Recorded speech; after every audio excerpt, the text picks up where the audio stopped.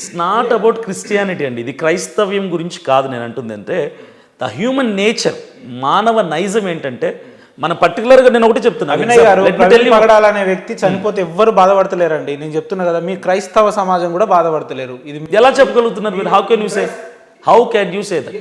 ఒక్క అభినయ్ బాధపడితే, లేదంటే అభినయ్ అనే వ్యక్తి రోడ్డు మీదకి వచ్చి మాట్లాడితే సమాజం మొత్తాన్ని మేము బదనాం చేస్తారా? మీరు ఎంతమంది క్రైస్తవ సోదరులు ఉన్నారు హైదరాబాద్లో కానీ తెలంగాణలో? ఎంతమంది వచ్చారు మరి అక్కడికి? ఎంతమంది మాట్లాడుతున్నారు? మీరు చూసారు బరియల్ టైంలో మీరు ఉన్నారా?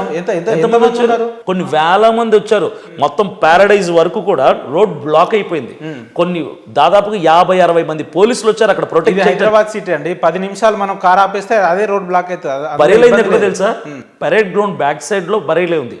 అక్కడ నుంచి ప్యాక్ అయిపోయింది. ప్యారడైజ్ సెంటర్ వరకు, చౌరస్తా వరకు మొత్తం ప్యాక్ అయిపోయింది. నాకు తెలిసి ఈ మధ్య కాలంలో ఒక క్రైస్తవులకు సంబంధించిన పాస్ట్ చనిపోతే అంత జనము ఎక్కడ కూడా తరలి రాలేదు. నేను చూసినటువంటి నా ఎక్స్పీరియన్స్లో చెప్తున్నా. సరే, వచ్చి ఉండొచ్చు, సెన్సిటివ్ ఇష్యూ. ఎందుకు వచ్చారు? ఆయన ప్రేమ లేకపోతే వస్తారా? ఆయన వెల్ నోన్ పర్సన్, లేదంటే క్రైస్తవ సమాజంలో వెల్ నోన్ పర్సన్ అని రాలేదు. అదే వ్యక్తి నార్మల్గా చనిపోయింది ఎంతమంది వచ్చి ఉండరు? ఒక 100 మంది, ఒక 500 మంది వచ్చి ఉంటారు.